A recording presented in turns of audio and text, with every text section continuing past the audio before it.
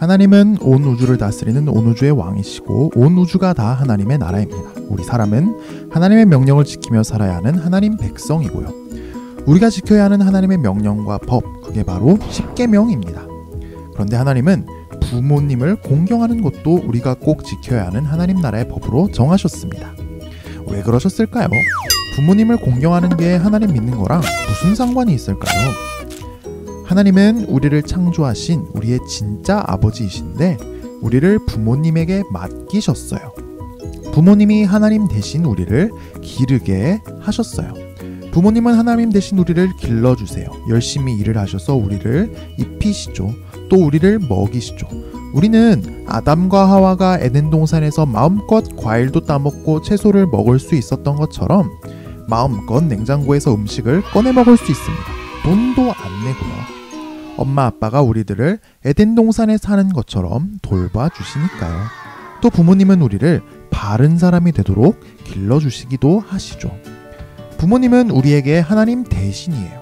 그래서 우리는 부모님을 사랑하고 부모님 말씀을 잘 들어야 해요.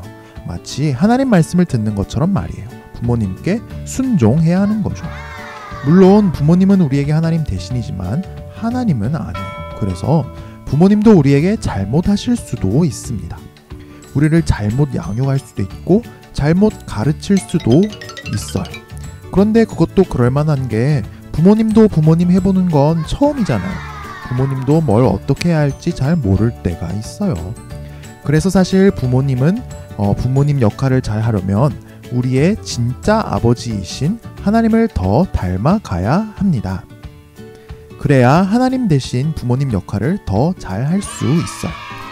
하지만 부모님이 잘못하실 때가 있어도 부모님에게 부족한 면이 있어 보여도 우리는 항상 부모님 말씀을 잘 듣는 자세를 가져야 해요. 그게 바로 부모님을 공경하는 거예요.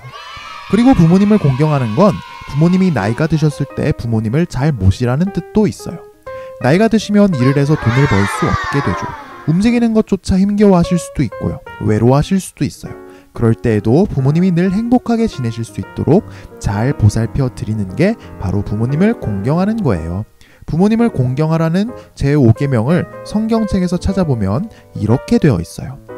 너는 내 하나님 여호와께서 명령한 대로 내 부모를 공경하라. 그리하면 내 하나님 여호와가 내게 준 땅에서 내 생명이 길고 복을 누리리라. 하나님은 우리에게 약속하셨어요. 하나님을 경외하듯이 부모님을 잘 공경하면 하나님께서 반드시 우리를 축복해 주신다고요. 우리는 다른 데서 복을 받을 생각을 하면 안 됩니다. 부모님 효도할 돈 모아서 딴 데 쓰겠다고 생각하면 하나님이 축복해 주실 리가 없습니다.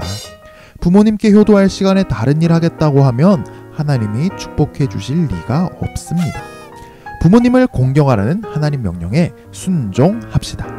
하나님은 약속하신 대로 반드시 우리 인생을 축복해 주십니다.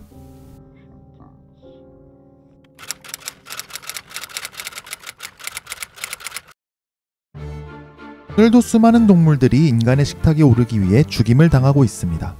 그런데 동물은 죽이면서 왜 사람은 죽이면 안 된다고 말할까요? 모든 사람은 하나님의 형상이기 때문입니다. 모든 사람은 하나님을 닮아서 마치 하나님을 직접 눈으로 보는 것 같습니다. 우리가 말을 하고 울고 웃고 선을 행하고 힘이 들어도 옳은 일을 하고 하나님과 이웃을 사랑하고 지혜를 발휘하고 몸을 움직임으로써 우리는 하나님의 모습을 나타냅니다. 이렇게 사람은 하나님의 형상이고 하나님의 모습을 나타내는데 사람을 통해 보이는 하나님의 모습을 보고도 그것을 깨뜨려버리고 사람의 생명을 빼앗고 죽인다면 그것은 심각한 죄죠. 그래서 우리는 절대로 살인을 해서는 안 됩니다. 그런데 이렇게 생각할 수도 있어요. 에헤헤헤헤헤, 아니 제가 어딜 봐서 사람을 죽이게 생겼어요. 아휴, 걱정 마세요. 이거 6계명은 패스해도 되겠어요. 패스. 그런데 예수님은 이렇게 말씀하셨죠. 살인하지 말라. 살인한 사람은 누구든지 심판을 받을 것이다 라는 옛사람들의 말을 너희가 들었다. 그러나 나는 너희에게 말한다. 형제에게 성내는 사람도 심판을 받게 될 것이다. 또 형제를 욕하는 사람도 공회에서 신문을 당할 것이다. 그리고 너는 바보다 하는 사람은 누구든지 지옥 불 속에 떨어질 것이다. 예수님은 다른 사람에게 화를 내거나 성을 내거나 폭언을 하거나 욕을 하기만 해도 이미 살인죄를 저지른 것과 같다고 말씀하셨어요. 왜냐하면 사람은 하나님의 형상이기 때문이에요. 하나님의 형상을 보고 미워하는 건 하나님을 미워하는 겁니다. 하나님의 형상을 보고 욕하는 건 하나님을 욕하는 겁니다. 우리는 나의 원수라도 아무리 나쁜 사람이라도 그 사람이 하나님의 형상이라는 걸 늘 기억해야 합니다.